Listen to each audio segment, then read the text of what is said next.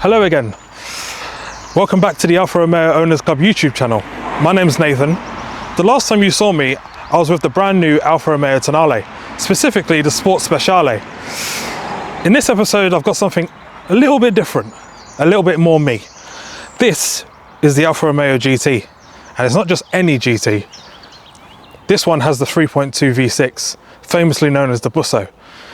And what makes it even more special is that this is my Alfa Romeo GT 3.2 V6. It's looking like it's going to be a good video, doesn't it? Well, let's get started. So where's the start on the GT? Well, with only Busso powered Alfa, it makes sense to start in the engine bay, doesn't it? And there it is, the famous 3.2 litre V6. It had many variants, this engine, namely a 2 litre, 2.5, 3 litre, and the final iteration being the 3.2. In the GT, it produces 240 horsepower, has 300 newton meters of torque, with a 7,000 RPM redline, 0 to 60 in about 6.7 seconds, stated, although that's not what the car's about. But I think you'll agree, the engine looks absolutely magnificent. It really is a work of art. And when they do go wrong, which they don't do often, but when they do, it's no hardship opening up the bonnet, is it? What about the GT as a model, though? Well, the GT came with 4 engines. You had the 1.8 twin spark, the 2 litre JTS, the 3.2 litre V6, and also the 1.9 JTD in 2 guises, 150 and 170 horsepower. I've owned a 1.9 JTD myself, and they are phenomenal cars, and there is an argument to be made, they are the best all-rounder. They are phenomenally reliable, do fantastic MPG. I was seeing about 50 MPG on average.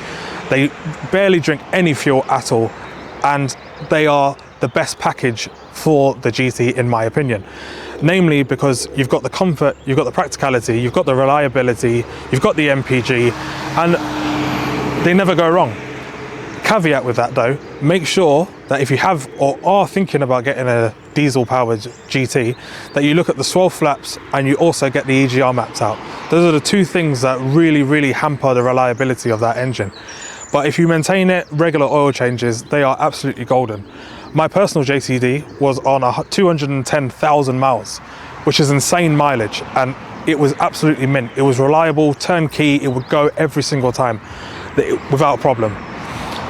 The 3.2, my experience with the 3.2 is also a very reliable engine. They are absolutely solid. Do not fall for the whole Alfa Romeo is unreliable thing. It's simply not true if you look after them. Main things to look out with on the 3.2 is the water pump and the cam belt. That is the most important thing. That cam belt needs to be changed every 4 years or every 60,000 miles. Alfa Romeo will tell you it's about 72,000 miles and longer. Nonsense. Most specialists will tell you 4 years maximum. If it hasn't been changed, change it, because if that snaps, it's game over. Saying that, it's mainly the water pumps that fail. Some of the early cars were fitted with plastic impellers. They're now metal impellers, and the plastic ones basically snap or shear or crack, which causes your coolant system and the car to overheat. And once you overheat, then you're in big issues. You'll probably know there's a lot of rumors about head gaskets on these cars. In my experience, if you're using your car as a daily, which I do, if your car's in regular use, head gaskets shouldn't really be an issue as long as you keep the coolant system tip-top. You coolant flushes, you make sure there's no leaks, you make sure that the fans work, the 2-stage fans, make sure they work, you'll be fine. Another issue that we're increasingly seeing as the age of these vehicles is the ECU. Now, the ECU is, it's not really, you can't repair, or you can't really legislate for when an ECU fails. However, the problem is the engine bay gets so hot that the capacitors and the little gubbins inside the ECU basically break down and fall off, then causing you various issues with the car, running issues. The most common one you'll probably get is throttle body. You'll get like an issue with the throttle body or something along that line, which is it's not 100%, but it is a nod towards your ECU failing. They can be repaired if you're lucky.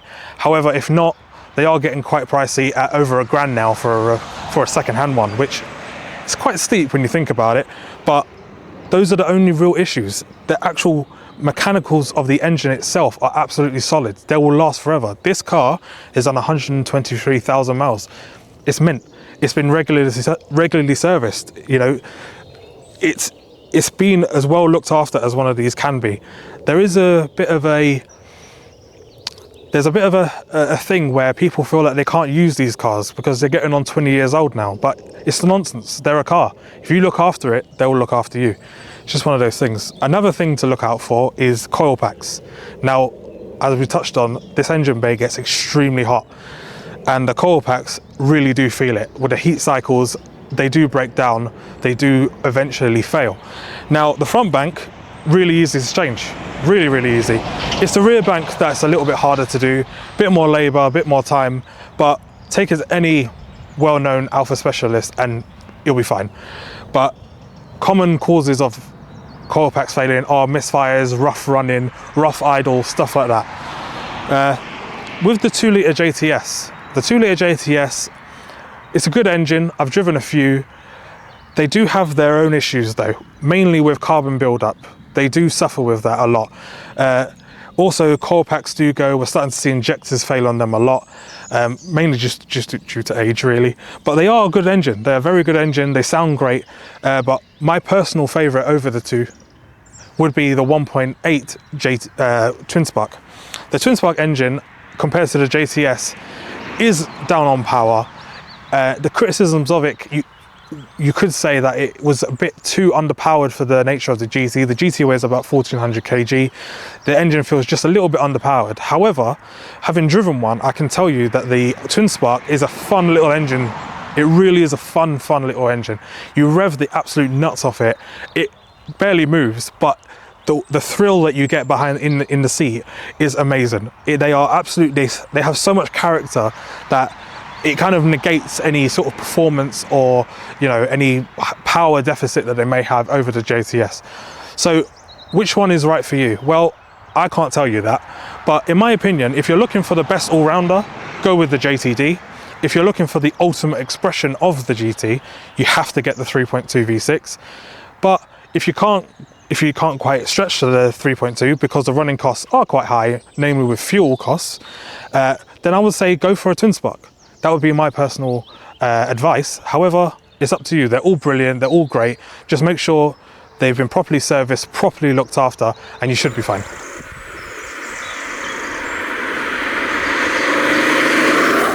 Styling. For me, the most important aesthetic with an Alfa Romeo, it has to look good. Namely, especially with their coupes. And for me, the Alfa Romeo GT looks absolutely stunning from all angles, but especially from bang side on. Exactly how you're seeing it here. It's my favorite angle of the car.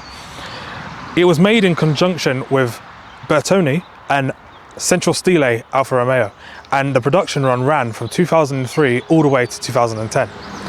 It won many illustrious awards in that time, but the two of the standout awards are, namely, the Automobile più bella del mondo. It won in Milan, Italy, and that's the most beautiful car in the world award. And also, it won the design trophy in Paris, and that was presented to Alfa Romeo and Bertone also, namely the Trophies dell'Automobile magazine. Design elegance, the car was lauded for updating traditional Alfa Romeo styling, drawing inspiration from heritage models like the Giulia Sprint GT, while maintaining a sporty, modern and elegant aesthetic.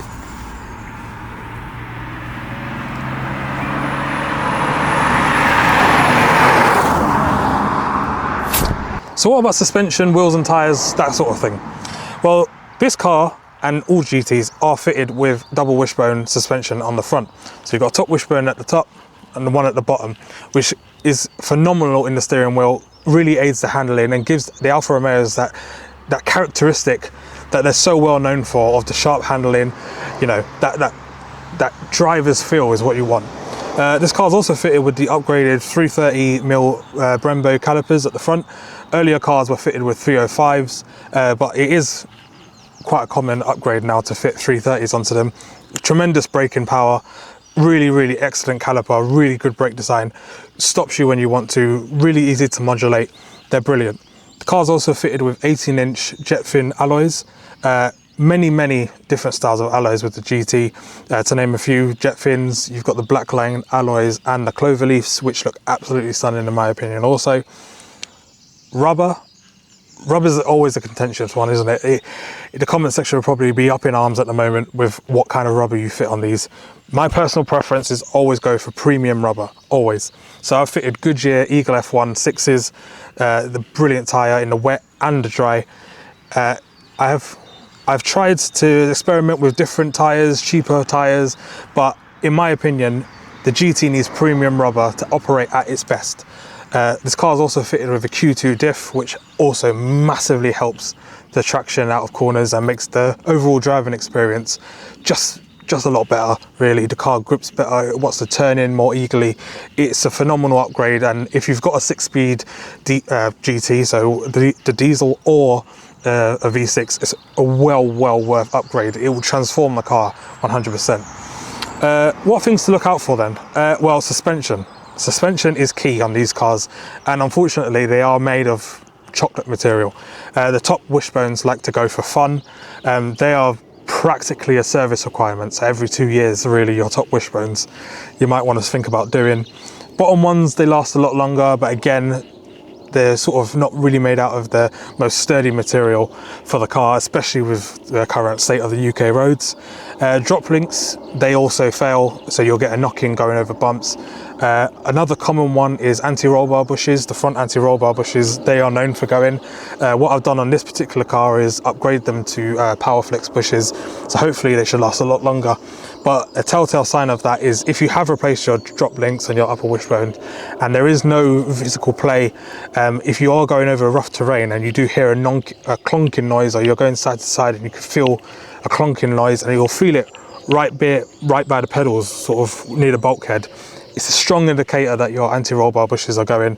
Unfortunately on the GT, it means you do have to drop the front subframe to replace them. I know there are other ways you can technically get away with putting shims in, or doing it without dropping the subframe, but really to do it properly you want to drop the subframe, so it is quite a labour inducive job.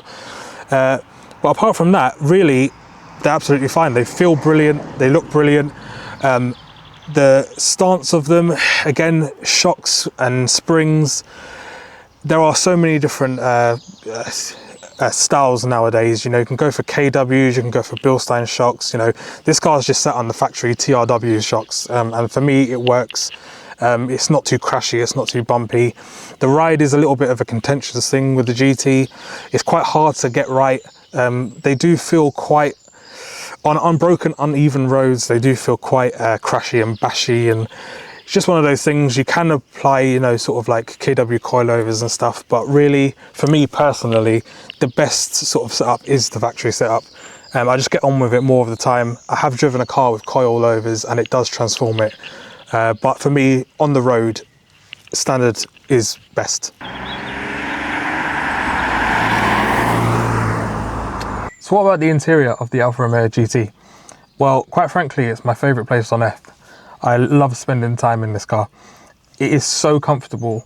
It's quite hard to convey on camera just how comfortable it is in this car. These seats are like armchairs. You can do hours and hours and hours in these cars and not feel anything. Your back will be fine. It's like you're gliding around in comfort. The interior is quite of its time, as you can clearly see. With this central command system here, where you've got very basic sort of climate control, of which this car does have two-zone climate control. You've got your boot release here, rear fog, front fogs, lock. You've got your cup holder there, which I never really use, if I'm being completely honest.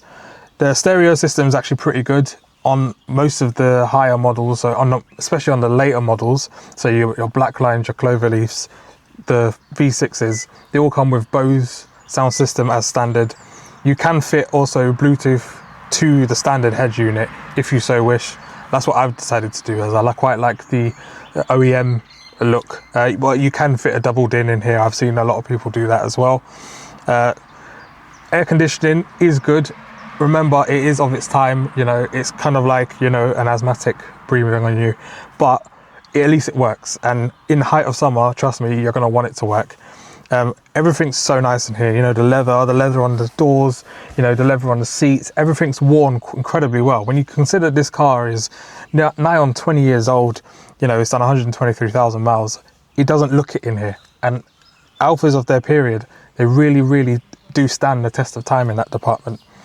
A little tip for you, if you do have a Cloverleaf Q2, one of the key ways that you can tell is just down here by the gear stick, there'll be a red sport button.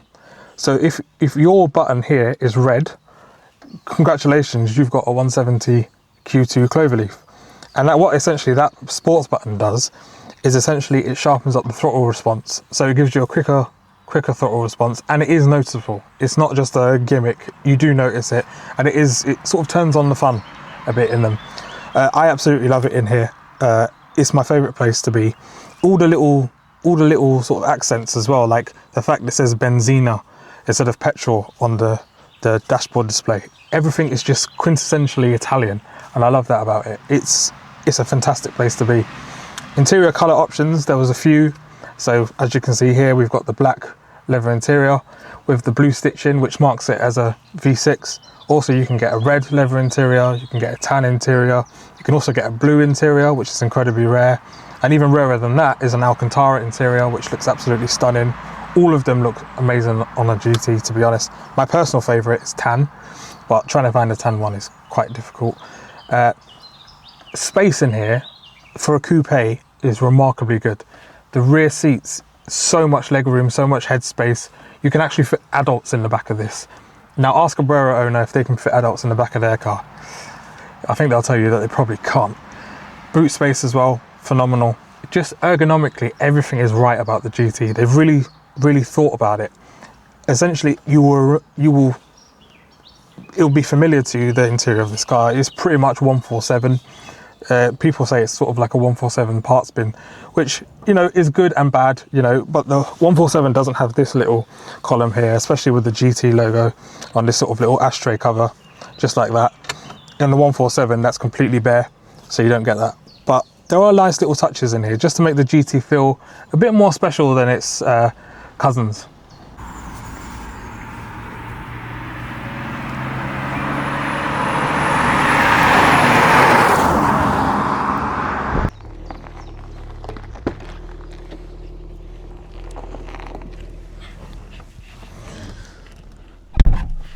So, I'm sure you agree, enough talking about the car. Let's see what it's like out on the open road, shall we? Now, very important, Alfisti will know this feeling. Some of you may not. But before you start an older Alfa, especially a modern classic or pre that, you want to say a little prayer, okay? What we're doing right now is we're praying for no mishaps. We're praying the car starts. We're praying that it doesn't misfire. We're basically praying that our drive is a smooth one. So what I like to do right now is just take a moment, you know, talk to Valentina and just be like, okay, you know, we're representing the GT here on the global scale. Let's behave ourselves, shall we? I promise I'll give you a wash. I'll give you the best of fuel. I'll do everything, okay? So just, okay. Most of you will be familiar with that. Just a little, you know, a little coaxing of the car, you know, making sure that it works brilliantly, and, you know, you've done the best.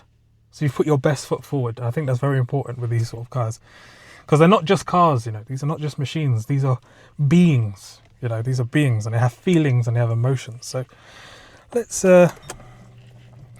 check active. Brilliant sign. No lights, even good. Let's start her up.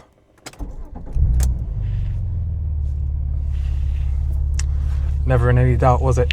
Hey? Never in any doubt. So, adjusted the microphone. Comments from the Tonale video.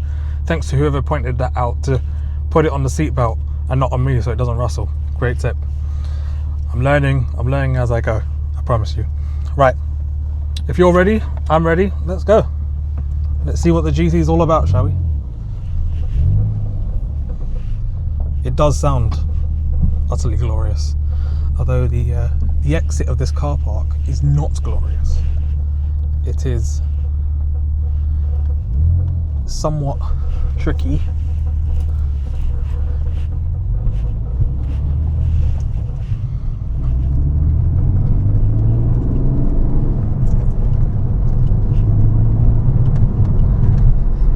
So, the GT, what's it all about? Well, I've had GTs for the past 4 years now. My first one being, as I touched on previously, was a 1.9 JTD, and it was a 170 version, so it was a Cloverleaf Q2. It was actually one of the last run-out models that Alfa Romeo did in the UK. Potholes. Avoid potholes in these cars. And it was a run-out version, basically. So basically, the Alfa Romeo threw all the options list at it. I think the only option that you had to spec was heated seats. So if you've got one with heated seats, that's an incredibly rare option. But yeah, that was a Cloverleaf Q2, so it was a 170, had the sports button which quickened up the throttle, which was a really, really nice little feature. It had the bigger injectors, so the 341 injectors, which means that you can map them more easily, get bigger power out of them, and so on and so on. But the main thing with that car is that it had the Q2 diff, and that transformed it. It really does transform it. I know we touched on it earlier, but they really do transform these cars. They are front wheel drive, and they do like a bit of torque steer, they do like a bit of understeer, but with the Q2, or if you've got a Quaife diff, it really does transform them. And they are epic. You're thinking that the grip should run out soon, and they just don't. Like, they are that good. They are that good. So we are on a twisty bit of road now, which in the Tonale video, I know I took it to London, didn't I? And that's kind of where I felt like it was best suited. With this, however, London, not so much. You can do the 20 mile an hour things, you know, easily enough. You know, it's great at that. But whereas at home is on the back roads, really. That's why this car shines, absolutely shines through. The rural stuff, the country lanes, the B roads, that kind of thing. That's where this car shines. 240 horsepower. In modern terms, that's not a lot of horsepower, let's be honest. The Alfa Giulia Quadrifoglio was at 510. You know, it's in modern standards, most cars have over 240 horsepower now. That's just modern cars for you. That's technology, that's how things have moved on. However, 240 horsepower is still more than enough horsepower to have some fun in. It really is. I've never driven this car and gone, oh, hang on a second, I feel like it needs more power. Never ever. Even the 170 version that I had, that had so much torque that the power was kind of irrelevant on it. It was that torquey, it was that fast, you know. This is quicker. This is much, much quicker. But the way it gives you the power is just different. Okay, with the diesel, it's all about the torque. With this, it's all about the revs. Can you keep the revs high? When it gets over about 3,000, 4,000, when it gets over 3,000, 4,000, that's when this car is at its absolute happiest. Although it's not its happiest right now on these kind of roads, because I'll be honest, the state of the UK roads at the moment is absolutely shocking. Absolutely shocking. I know that's a bit of a tangent, but my goodness, they've got to do something about these roads. It's that bad. But back to the car. The chassis on this car, the way it delivers the power, the smoothness of that busso is honestly remarkable. If you've driven anything naturally aspirated, you'll know what I'm talking about. The sort of immediateness of the throttle response, the immediateness of every input you put into it, it gives you back instantaneously. Instantaneously. When I jumped out of the JTD and bought one of these, the biggest thing that I struggled with for a long time was just how it gives you the power. So with the diesel, it's all low down. So you'll be at, I don't know, 20, 30 mile an hour in third gear, and you get this warmth of torque, absolute warmth of torque. And you initially, it's enough to peg you back in your seat. It really is. Do not discount the JTD. But with this, you don't get that warmth. You don't get that kick in the back. It's only when you use the revs and you use the gearing that you really get the most about it. At first, I'll be honest, I was a little bit disappointed. There was a little bit of disappointment. I was like, oh, I was expecting this to be absolutely rapid, and it doesn't feel absolutely rapid when you compare it to the diesel. But it's how you use it. It's how you use it. This thing is so much smoother, so much creamier, and in any gear, it just pulls. Like, you can be in 5th gear doing 30 mile an hour, pulls. You could be in 6 mile an hour, like sixth gear, and it will pull. it is absolutely buttery smooth. You never feel like, oh, I'm in the wrong gear here. It's just got torque for days. 300 newton meters of torque. That's not bad. That's not bad in a naturally aspirated engine. That's not bad at all. The compression on this engine is quite high as well, so you get quite, if you're not used to it, you can get quite sharp engine braking because the compression is so high. So at first I would notice that if you know, on the back of the lanes and you're coming up to a roundabout, you sort of heel and toe a couple of gears down and you get this really quite sharp engine braking, and it can take you, the diesels didn't do it, but it can take you by surprise sometimes. So it's just something to note. But the nature of the engine, it incorporates and it exudes everything the GT is good at. So with the diesel, it's one of those cars where when you own it, you absolutely love it, and I did absolutely love it, and I will not hear a bad word said about the diesel. I think that it's a brilliant car. But once you've had the Busso, or especially the Busso, it's remarkable. It's utterly remarkable. Like, I know it probably sounds like I'm waffling a little bit, but there really is kind of no words to describe just how good the Busso engine is. Like, for me, the 3.2 iteration of this engine, I know it's the last of its kind, it's the last of its breed, but for me personally, it is the best. It is the best, but I would say that, wouldn't I? Another thing you should notice about the GT is it is a very old school car. Like, it rather than point it to, like, forwards, which is what the Brera I think did, and the sort of 159 and that iteration of cars, this is very much of an old school Alfa product, Alfa Fiat product. It's from that era where you have to compromise a little bit of creature comforts, I would say, where it's more focused on the driver and the drivability of the thing, which is, it's a good thing and a bad thing, really. It depends on your stance. Like I said in the previous video, like, Alfas are about driving. So for me, doing without the screens and everything, that's a plus, not a minus. But in some respect, you could say, if you come from a German background, so cars around this sort of time with German stuff would be sort of E46 M3 and stuff like that, which, if you think about it, had 100 horsepower more than this. So if you look at it from that, if you're a numbers guy or girl, you're struggling a bit. But Alfas are about the way they make you feel. That's it.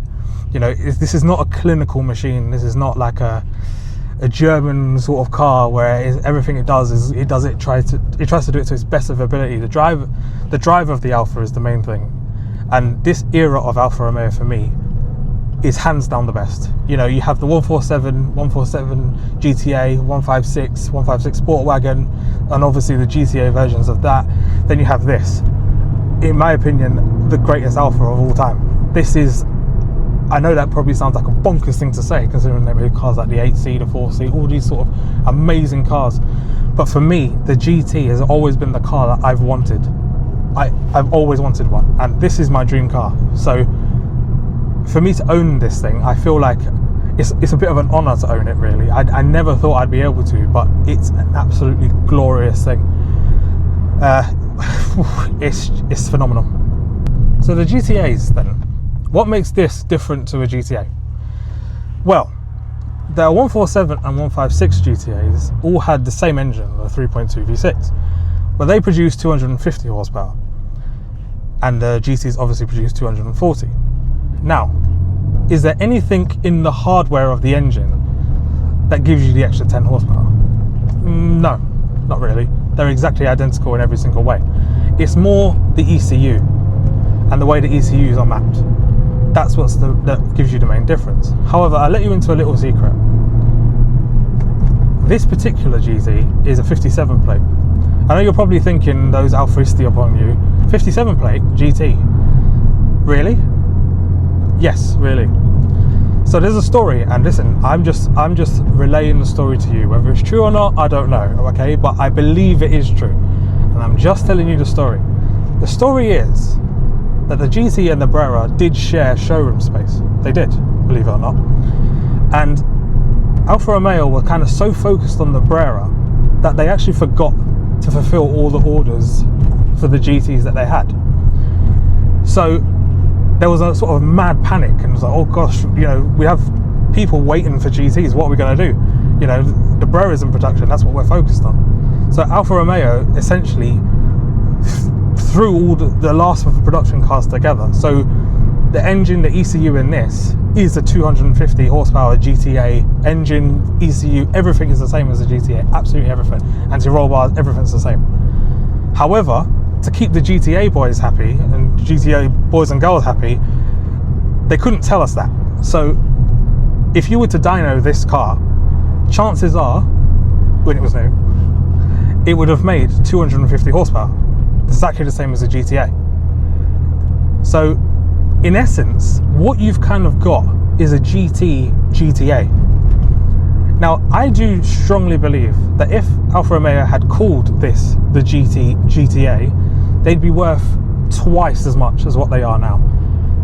GTs can be had, well, this one I bought it for about just over £5,000, which when you consider what it is phenomenal bargain.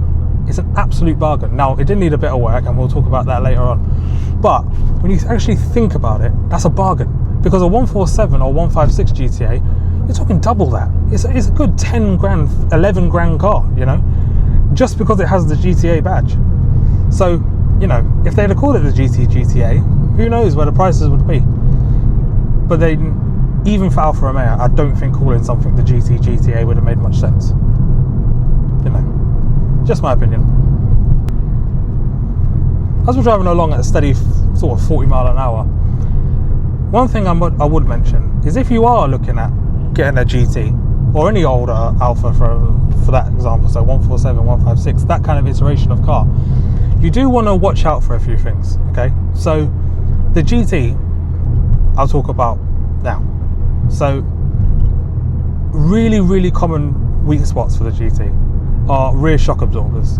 Now, I cannot stress how important it is that you get your rear shock absorbers looked at.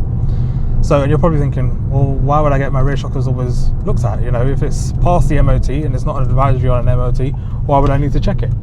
Good question, I hear you ask in the back. Okay, so the strut tower on the Alfa Romeo GT is designed in such a way where it holds water. So where the spring pan, where the spring sits in the actual shock itself, will rust away.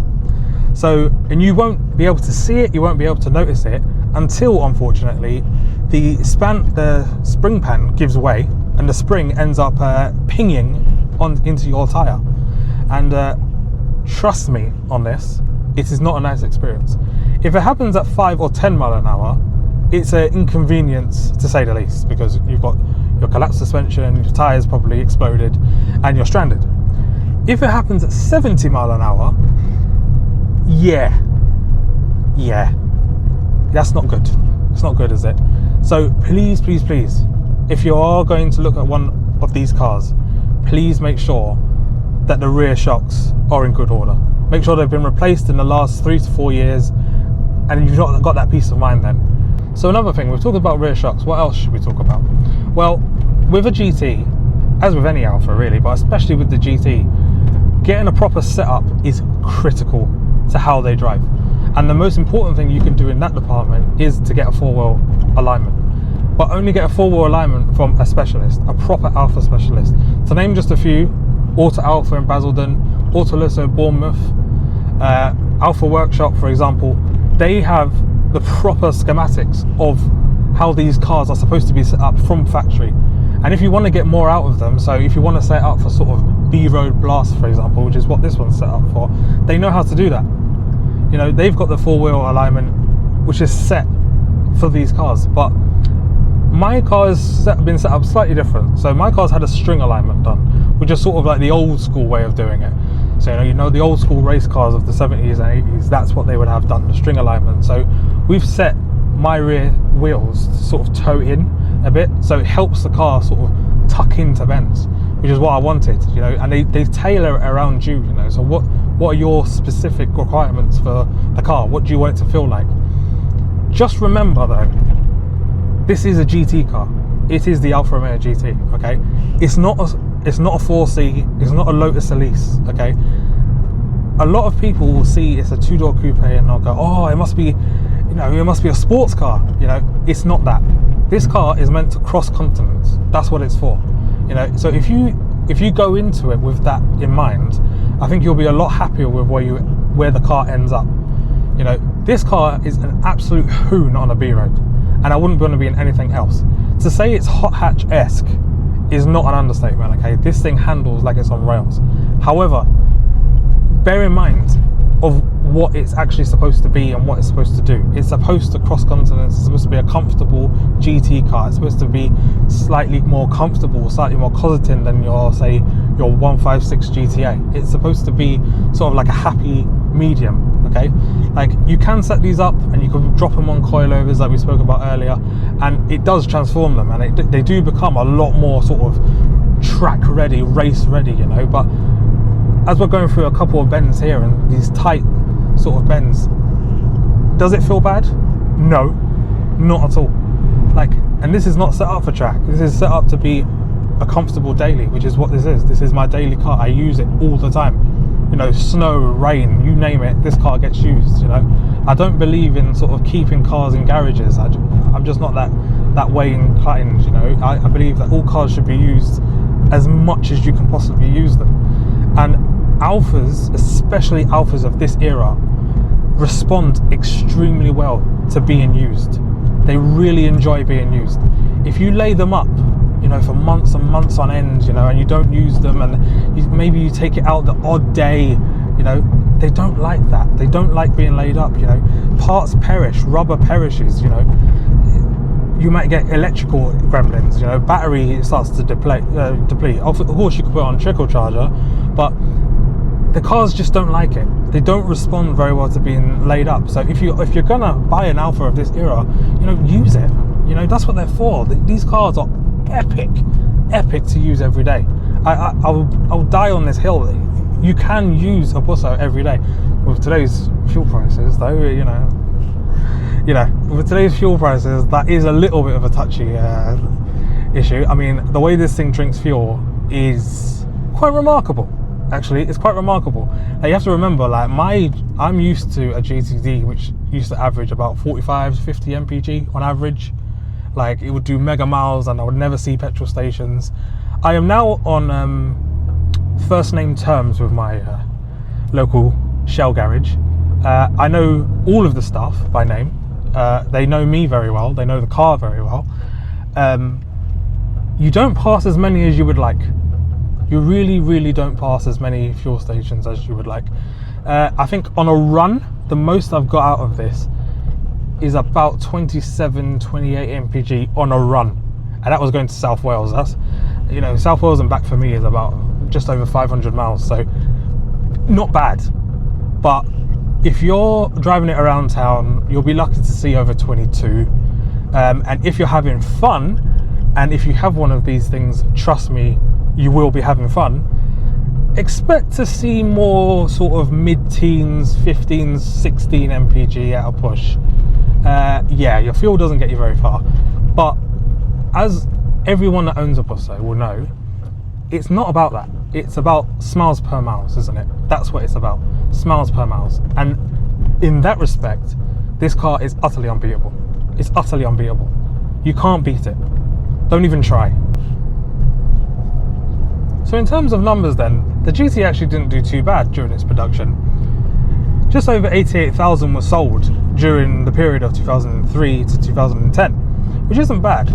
And if you've got a Busso, well, the amount that came to the UK was just over 447. So it's really quite a rare car on today's, you know, on today's roads, you know. And unfortunately, that number seems to be only diminishing. I think the main problem that the GT has is that they're at a point now in their price where they are really at rock bottom. You know, I was looking the other day on Auto Trader, you know, and, you know, other car sales pages are available, and I was seeing them for as low as £1,000, £1,000 for a GT, which is insanely cheap. Now, don't get me wrong, if you're buying an Alfa Romeo for £1,000, just take caution, you know, take caution. I've touched on some of the things that you need to look for, but honestly, £1,000 Alfa Romeo, you know, you pay your money, you know, you take your choice, sort of thing. However, for £2,500, you can get into a really decent shaped, you know, 1.9 JTD, and that would be a relatively no-minded example, well cared for. You know, JTSs go for around the sort of 2,500 to 3,000, but for the Busso, you're looking for a good one. You want to be paying over about 6,500, 7,000, you know, minimum for a good one. You know, you can get them cheaper than that, but chances are they're going to need work. They're going to need seal work. They're going to need body work. They're going to need rust work. They're going to need suspension work. So, you know, just go into it with whatever money you pay for the car, buy the best possible one that you can. You know, that makes more sense. You don't want to buy a rock bottom cheap one, because trust me, you may have a lot of issues. You know, you may have a lot of issues with it. You may not. It's one of those things. It's just the luck of the draw. But for me, my advice would always be buy the best possible version of the car you want. You know, and that just seems to, you know, stand me in good stead, and it stood me in good stead going forward. Especially with this, you know, I paid quite a low price for this. I would say I paid just over £5,000 for this car, and honestly, it needed work. So I've put about £2,500 into it. You know, it needed the whole front end doing, so shocks, like, you know, upper lower wishbones, drop links. It needed anti-roll bar bushes doing. You know, I needed to refurb the brake calipers, which I've done all round. It's had a lot of work. It needed a coolant. I mean, it needed some work for the coolant system. You know, the power steering pipe, one of the low pressure power steering pipes was gone. Can you get them anymore? No, you cannot. So very luckily, I managed to find a good second-hand one, you know, from a really reputable Alfa spares place that I know. This car's had brakes all round. You know, it's had a lot of work. It's had a lot of work, I'll be honest. But once you've done the work, what you're left with is nothing short of a masterpiece. You know, since doing all the work, you know, refurbishing the engine bay, for example, that's not work that needed doing. That's just work I wanted to do. You know, it makes sense to do it while you're there. You know, rocker cover gaskets, coil packs, spark plugs, you know, just that sort of stuff, refreshing that stuff, just to make sure that the car's, you know, future-proof, which is what you want. And once you've done all that, honestly, like, I don't want to jinx it, but you should have trouble-free motoring. And I know what you're thinking. I know what you're saying at home now. What on earth has he done? He's just said trouble-free motoring in an Alfa. He must be an idiot. Maybe I am. But honestly, it's been perfect ever since. Like, yes, I'm always aware in the back of my mind, you know, it's a 20-year-old Alfa. Today could be the day. But not today. Not today. You have to have a positive mental attitude with these cars. And I think that's important. I recently went to South Wales for me and the missus' anniversary, right? And we thought, okay, our initial plan was to go and do the NC500. But I don't know how about you guys, but with me, if I buy a car, and I'd owned this car for about 3 months, so I didn't really know it. But for me, if I'm going to do a journey like that, I need to know the car. I need to have done some work to it. I need to make sure it's reliable. I need to trust it, because you do create a bond with these cars, don't you? You really do. And you need to be able to trust that the car's going to get you there.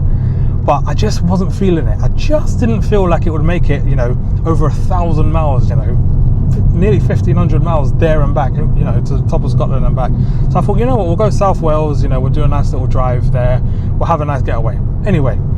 So, did all that work, you know, the shocks, suspension, brakes, engine work, all that stuff, right? And the missus was kind of like, oh, okay, yeah, you know, I was justifying it the whole time, going, yeah, don't worry, the car will be brilliant, the car will be brilliant. Did all the work, did the 5.5 hour drive to South Wales perfectly, didn't miss a beat. And then stupidly, I was like, oh my God, this is like, can you believe how reliable the car's being? Oh my goodness, like, it's been so great. Oh, this is why I did all the work, sort of justifying it, really egging myself on, going, yeah, go on, this is get some brownie points in the bag. And then we pulled over for some shopping. And then when I proceeded to get back into the car, motor control failure. Oh no, why are we having motor control failure? Oh, coil pack 4 decided to just, I don't know, disintegrate. So it ran like a bag of nails. Honestly, I could barely get it down the road. Mrs. was livid, I was livid, and I was like, yeah. And it's almost like Valentina heard me. It's almost like the car heard me. She was like, you know what, nope, you're praising me too much. I need to put you back in your place. I'm still a bit of a diva, you know, I'm a rock star, you know, treat me like one, you know. Yeah, so my week off was comprised of trying to source coil packs, of which I did source one, and guess what? Changed it. Car was fine for about 20 minutes, and then guess what? Coil pack 2 failed. Replaced coil pack 2. Coil pack 1 failed. And once one coil pack goes, you need to change all 6, because honestly, you get what's called the snowball effect, where you change one, but they just keep going one after the other because the resistance changes in them basically. So yeah, that led to a very, very touchy subject with the missus, because we couldn't use the car for the whole week we were there. And yeah, but you know what? Special shout out to a guy called Lee, right? He's part of the South Wales section of the Alfa Romeo Owners Club, and he drove over 3 hours, right? He has a 147 GTA, right? And I said, help, you know, I'm in your neck of the woods, do you have any help for me? He drove hours and hours out of his way, came straight to the lodge and was like, you know what, I've got some spare coil packs, here you go, here's a bit of a tool, here's a toolkit for you as well, give it back when I see you next, you know. And that is the power of the Alfa Romeo community. The cars are fantastic, the cars are absolutely brilliant, but what makes owning an Alfa, and especially being part of the Owners Club, even more brilliant is the people in it. And the people are phenomenal. In the Owners Club, we've got absolute stars, so passionate. They love the brand, they love the people, they love everything about owning the car. And once you own a car like this, you sort of enter into a really exclusive club. And it's going to sound a bit weird, and it's going to sound a bit, you know, but it's not. You enter into a family. You join sort of like a bond, where no matter what problem you may have with your car or what symptom you're experiencing, somebody has experienced it and someone has fixed it. Maybe they haven't fixed it, but you're never alone. You're never alone, because I've been there. Sometimes you're just like, oh, come on, I just want it to be. I just want it to work. Just work, please, you know. And you go on the forums and that, and you're like, oh, you explain your issues, or you get chatting to a mate, and you're like, okay, these are the issues I'm having. Oh, you know what, mate, I had that a couple of years ago. Try this, try that, try that. And I guarantee you, 98% of the time, it will work. And you'll be like, oh my God. And then you'll fall back in love with the car again. It's quite a special thing, really. The community we've got is epic, you know, and the cars are just an extension of that, really. Like, and I wanted to get that across, you know. If you buy an Alfa Romeo, you're doing so much more than just buying a car. You're sort of buying a family as well. You're buying sort of like a way of life. You're buying a tribe, you know. And that is special in itself. So what I think I might do at this stage is shut up a bit and just let you hear what this car is all about. Hopefully it comes across on camera. We hope it will, but this is for you. Okay, this is for you, so enjoy it.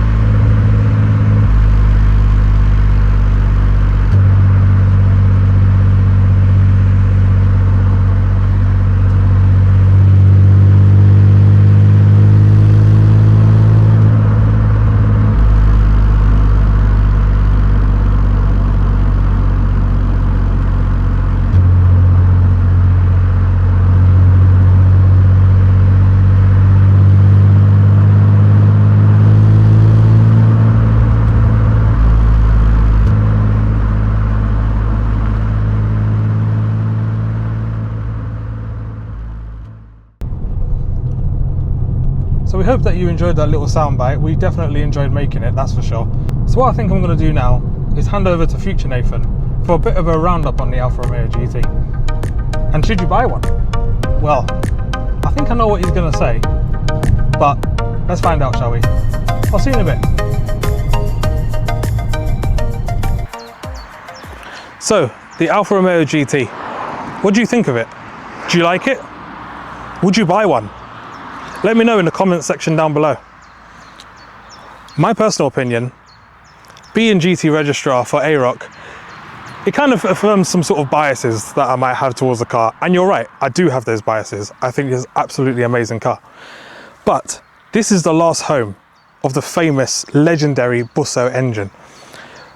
On that note alone, it cements itself amongst folklore in Alfa Romeo circles and amongst Alfisti alike. That should be enough for this car to be loved by everybody. I think they're criminally underrated. I really, really do. I've been saying it for years. I think if you drive one, if you've ever owned one, all I get is people come up to me going, oh, I had a GT. I really, really miss it. Oh, I wish I had that car. Once you've had one, they hold a very, very special place in your heart. And to be honest, just look at it. It's easy to tell why.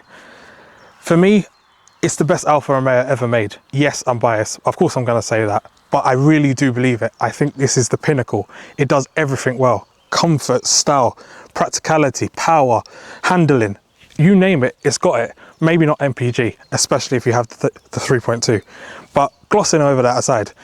And every day you get to wake up and look outside the window and see this. I mean, how is that not enough? How is it not enough? I think the Brera that came later on kind of stole its thunder a little bit. I really do believe that.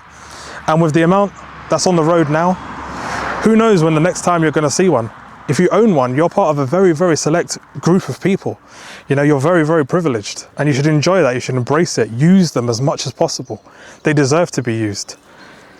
So, let me know in the comments what you think about this car. Let me know what you think about the videos that we're doing. Would you have one? I really, really want to know what your opinions are on it. And like always, like and subscribe to the channel if you like what we're doing.